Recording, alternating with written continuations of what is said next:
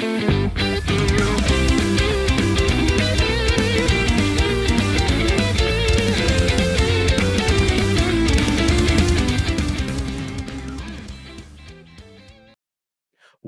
to another episode of the Nintendo Powercast. I'm your host, N64 Josh, for this Nintendo News Minute. Before we jump into this, I want to let you guys know that if you want to pick up some One-Shot Energy Chews, you can head on over to oneshotenergy.com and use coupon code N64Josh to save 10% on your purchase. And if you have yet to check out the voice drops, if you do any kind of podcasting, streaming, singing, speaking, anything, go and check these things out. I think you'll really like them. I think your throat will thank you. Again, oneshotenergy.com. Use coupon code N64Josh. Now, jumping into the news here, we're starting with a rumor. We're on NintendoLife.com. It says more Switch 2 rumors surface in the new exclusive, in quotations, from routers. It says expected in 2024 and likely to include a custom chip. So I'm just going to get right to the little blurb. There's like two sentences that mention Nintendo's next console. It says Nintendo's current Switch handheld console already includes NVIDIA's Tegra X1 chip, and a new version of the Switch console expected this year is likely to include an NVIDIA custom design, one source said. So, in this article, Nintendo Life does a good job of kind of just summing it up, and it says, according to this news agency, NVIDIA is currently building a new business unit specializing in designing bespoke chips for hardware firms, with its source claiming the tech giant has crafted a custom design for Nintendo's next generation handheld system. The last thing worth noting here, Nintendo, as you might have already guessed, declined to comment on this latest report, although once again, the links to NVIDIA and estimated launch window aren't a surprise given previous rumors. This essentially reaffirms existing reports for multiple other outlets. Last month, Bloomberg also reported that the new Nintendo hardware would ship in 2024, with analysts suggesting it would feature an 8-inch LCD screen. You can catch up on all the Switch 2 rumors right here on NPC, and of course over on Nintendo Life as well, if you guys are looking to do some reading. But it's such an interesting time, right? Because this show is turning 7 years old next week, and we started when the Switch was announced, and there were rumors and things like this, and I've been covering gaming news for 10 plus years, probably longer. And I don't seem to remember as much news. And I use the word lightly, right? Like it's because it's not exactly news if we're just talking about rumors, but it's like everybody wants this the Google space, if you will, for the Switch 2, right? They want to rank for those keywords, and we're just seeing so many articles and so many different outlets talking about Switch 2. It's such an interesting time. And we don't see a lot of comments from Nintendo like outright denying things, which I get it. I mean, it makes sense if they, no comment is probably just the best option for them. But still, like, they don't like completely deny things either, and they've kind of mentioned the next console as well. It's just it's such an interesting time. And they've talked about how they're going to do things a little different with the launch of this console versus the launch of others. And what does that mean exactly, and how are they rethinking that business strategy? It's going to be an interesting time. Like, part of me wonders if we don't see the Switch being supported for another 2 to 3 years, like you guys have heard me mention. And maybe games kind of go the route of the new, like the new 3DS, and the way that those games only worked on the new 3DS, like Xenoblade Chronicles and Minecraft, and the Super Nintendo games, right, only worked on the new system. If we don't see something maybe that way, where there are some exclusive to the new Switch, but not all games are going to be exclusive. I mean, it's not too different than what we saw with the PlayStation, with the PS5 and the PS4. It's not completely unheard of. It's just going to be a very interesting time. The last thing, that I want to touch on is just the 8-inch LCD screen. And I saw a tweet from IGN today asking if they think games are going to look worse because it's an LCD screen. And I mean, I don't know. it's it's just some of these articles, some of these questions that are coming from these big outlets, like they're not going to be as bright. Like I don't know that it's going to overall affect. I'm expecting the games to look better. It just wouldn't be as bright. Maybe not have the blacks on the won't be quite as black on the screen. But other than that, I would anticipate they still look pretty good. So it's interesting to see how all these outlets are covering this and the things that they're coming up with and putting out just to get articles out there. It's interesting time. That is for sure. Moving right along, the uh the Switch is getting another N64 inspired platformer, and the game is called Cavern of Dreams. And I'm going to go ahead and watch the trailer here and just take a look. Now it looks very Donkey Kong 64, Banjo Kazooie. Spyro and Banjo Kazooie get the successor they deserve. That's one of the quotes for this game. It really does. This is interesting to see a company go to the lengths to create a game that looks like a Nintendo 64 game when more often than not, the conversation is that N64 games haven't aged well. They don't look that good. And I get it, but this, there's a bunch of different quotes on here just saying like this game is a blast from the past and a charming Nintendo 64 platformer with plenty of heart from well played. It looks pretty fantastic, honestly. And if you took the risk on Banjo and enjoyed Banjo, going outside of the norm of like Mario 64, this looks like it could be a fantastic title, honestly. And it's like 64 plus, let's say, it looks like it's going to be launching on the 24th or the 29th. I'll get the exact date here from the article here. Let's see. Like yeah, so it's coming out on the 29th of 2024. So there we go. And the article from Nintendo Life says the fans of platformers like Banjo-Kazooie and Spyro the Dragon are in for a treat later this month, as Super Rare Games and Benign Studios are bringing a charming new N64 inspired platformer to the Switch. Cavern of Dreams uh, takes the classic lo-fi visuals of N64 platformers to provide a new yet familiar take on the genre, in which you star as Flynn, a cute dragon on a quest to rescue his unhatched buddies. Yeah, that sounds pretty familiar to fans of Spyro, which I have not played Spyro, so I have no clue as far as that goes. It says featuring 4 unique areas, all linked to a central hub. Cavern of Dreams is jam-packed with secrets and collectibles, with new power-ups to unlock as you make your way through the game. Despite the somewhat overly familiar premise, we love the environment showcased in the trailer, and it's just oozing with a 90s charm from start to finish. Definitely one to keep an eye on. And that's no joke. Go and watch the trailer if you haven't seen it yet. It looks it looks pretty fantastic, honestly. And definitely something worth checking out. So that is Cavern of Dreams. And again, coming out the end of this month on the 29th.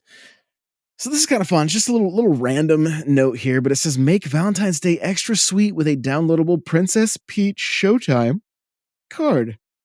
So Valentine's Day is right around the corner, and Nintendo put out a tweet. Nintendo UK says Valentine's Day is almost here. Put your special someone center stage with these Princess Peach Showtime cards. Download and print yours here. And you've got Howdy Partner. I'm gonna go ahead and open the tweet up. Let's go check it out here so we can see each of the pictures. So we've got Howdy Partner featuring Peach in her cowboy outfit, which also has horns on the hat. So I wonder if there's going to be some cool moves tied to that. You've got you sneaked into my heart with her as a ninja. Okay. You bake my day with her as a baker, and I get a kick out of you. Well, she's doing some karate there. So kind of just fun little cards that you can print and send to your loved ones, if you will, or just screenshot them and post them up on your Instagram so that you can show them off to more people. But it's on Nintendo of UK's Twitter if you wanna take a look at them, and they're pretty fantastic. But I mean, this game is still it's kind of an enigma to me. I'm not really sure what to expect with it. I'm keeping my expectations high because it's Nintendo, but they've really not shared too much. So, hopefully we learn something soon. And there is the rumor that there is going to be a direct on Thursday, the 15th. So that may be the case, and I'm gonna do another whole episode about it probably tomorrow, just talking about everything that's going on with Xbox, and there is a possibility that Nintendo announces during this, rumored direct more Xbox games. And if that's the case, Xbox is then doing a podcast later that day on the 15th talking about their new business plans, which they may be referencing this direct that is going to be talked that could very well mention Xbox games coming, first party Xbox games coming to the Switch. Mainly Hi-Fi Rush and Sea of Thieves are the ones that really are on people's minds. But I was thinking about today, and like Halo would also be a great choice for the PlayStation and even possibly the Switch. I don't know if it's possible with the computing power of the Switch. Maybe there's something they could do cloud based or whatever, but I know not a lot of people are huge fans of that, and especially when it comes to an online shooter like that, I don't know that would be the most fun. And having to worry about like is how's my connection and all that. So I'm not sure where they would go there. We're going to talk about it in a whole other episode, but there's definitely plenty to talk about on that front. Nihon Falcom's original Ys RPG arrives on Switch this week. So this is when I saw this, it really caught my attention. Now, I don't have a lot of history or really any history with Ys, and it's just YS for those of you that maybe are like, what are you even saying, or what are you talking about?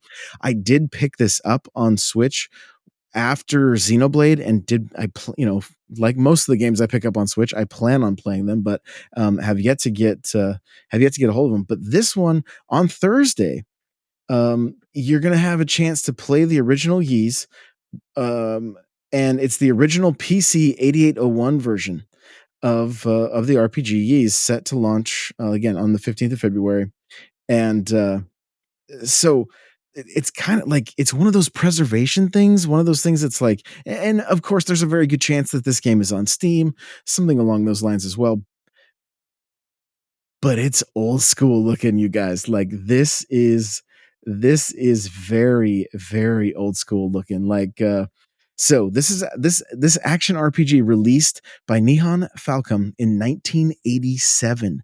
Players take on the role of Adol Kristen, a red haired adventurer as he embarks on a journey to seek the six books of Ys.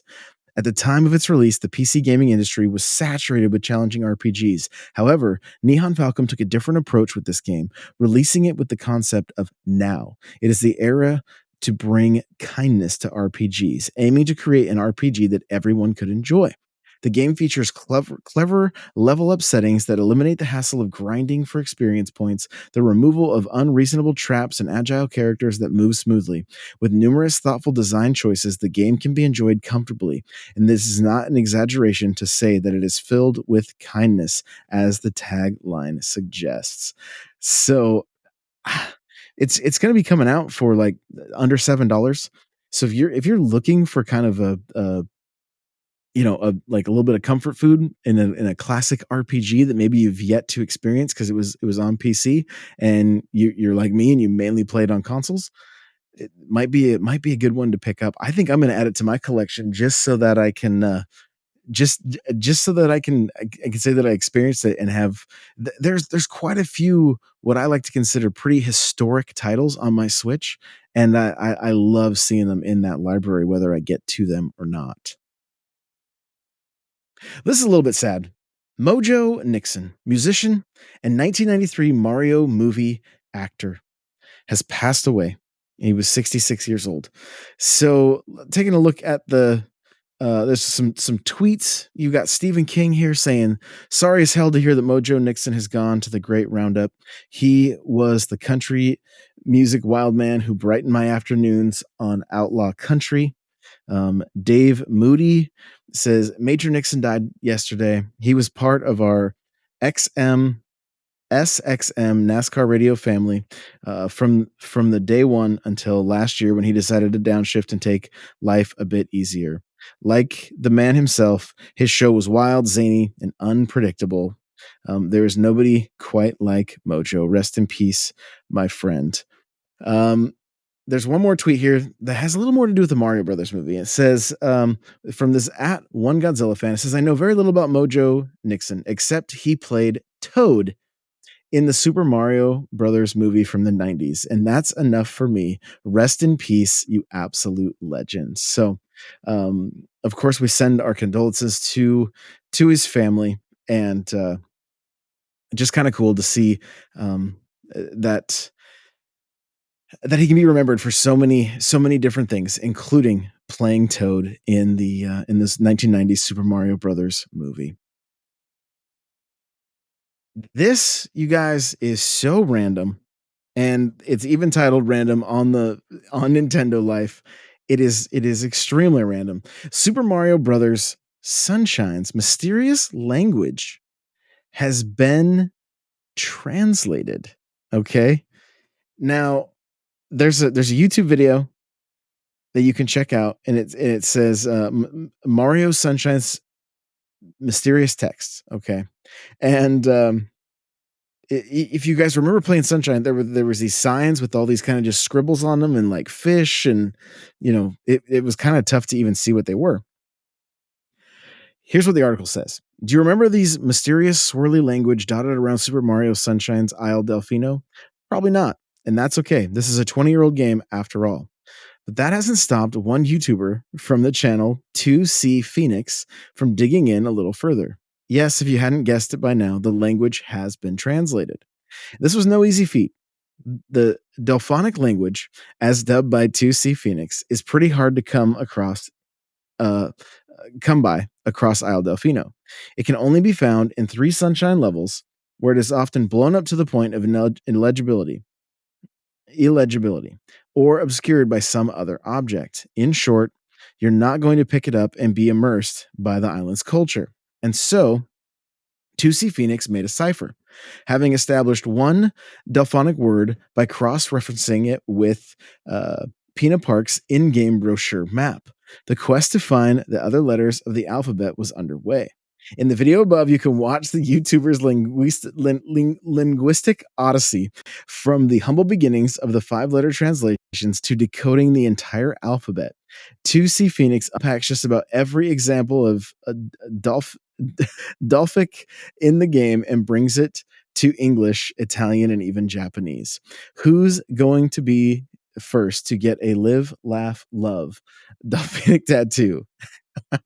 That is a great question. I'm gonna put a little bit of the video on here and just kind of just I'm gonna skip ahead and see if we can glean anything from it. But how I honestly I kind of love this stuff where like these Easter eggs are being found, you know, so many years later, and he's going through, you know, all these different areas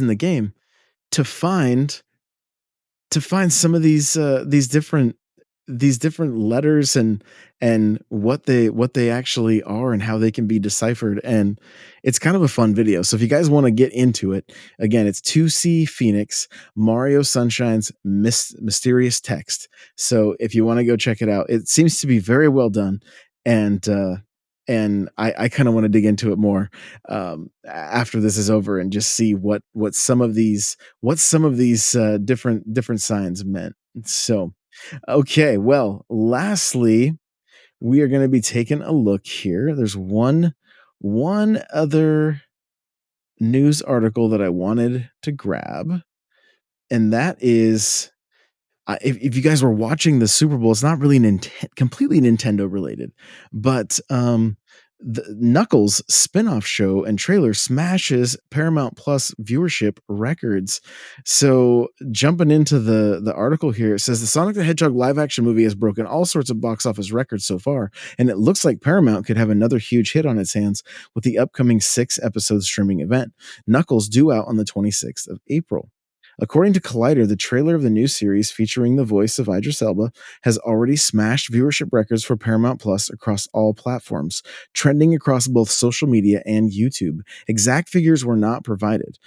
This series is all about Knuckles getting to grips with suburban life after saving the day alongside Sonic and Tails in the second Sonic the Hedgehog 2. In the second movie, Sonic the Hedgehog 2. It also features the return of a few familiar faces, including Wade, Adam Pally, and Maddie, let's see, Wachowski, Tika Sumter. Jeff Fowler, who has also led the movie as a director, has also returned for the first episode of Knuckles to make sure it gets off to a good start. He's also busy with the upcoming film Sonic the Hedgehog 3, due out later this year on the 20th of December. So cool to see that that Knuckles is doing uh, is drawing so much attention. Like it's very, very cool. So they just put out another article here, guys, that has to do with Microsoft. It says Xbox exclusives Hi-Fi Rush and Pentiment reportedly coming to rival consoles. So I mean, this is just 56 minutes ago, around the shortly before I started recording. So the article reads, rumors have been circulating recently about Microsoft potentially bringing select games to competitor platforms, and Xbox has now confirmed its business update will take place this Thursday. Along with this, a new report from The Verge now claims the first 2 Xbox exclusives appearing on rival platforms post-acquisition will be the Tango Gameworks title Hi-Fi Rush and Obsidian Entertainment's Pentiment. Additionally, Rare Sea of Thieves game is expected to follow at a later date, and more is also under consideration. From the Verge article, it says sources familiar with Microsoft's plans tell The Verge that the company is getting ready to launch a select number of Xbox games on PS5 and Nintendo Switch. Again, guys, to me, this tells me that we are going to be seeing a direct on Thursday. I don't know if there's any way around it at this point. And I could be wrong, but it's really the direction I'm heading. And I just watched Johnny lick a Switch cartridge because he was wrong about last week not having a Nintendo Direct. So here we go. Some more sources familiar with Microsoft plans. With Microsoft's plans, tell The Verge the company is getting ready to launch select number of Xbox games on PS5 and Nintendo Switch, and again, the Hi-Fi Rush and Pentiment. According to sources, Microsoft is currently planning to launch Sea of Thieves on Xbox platforms later this year, with other first-party titles under consideration. I mean, you guys, the internet has been going crazy. I don't know if you guys spend a lot of time on X or Twitter, whatever you want to call it these days, but they've been going nuts, especially the Xbox fan base. Like they've been going crazy, just like the amount of betrayal that some of these guys feel. Like it's wild to me, the amount of emotions and stuff um tied to this, but it's definitely there, and we're going to talk more about it in a whole other episode. But there's more and more evidence pointing to this, and I think pointing to our direct on Thursday. That's what it's really leading me to think, that Microsoft is really close to like announcing Nintendo's next direct based on the fact that they're doing this Thursday. Now, maybe they come out Thursday after the direct happens Wednesday. Maybe that's also a possibility. I'm not sure. And we're going to dig into it a little bit more in another episode. But that is going to do it for this Nintendo News Minute. Thank you guys so much for listening, and we will see you in the next one. Bye now.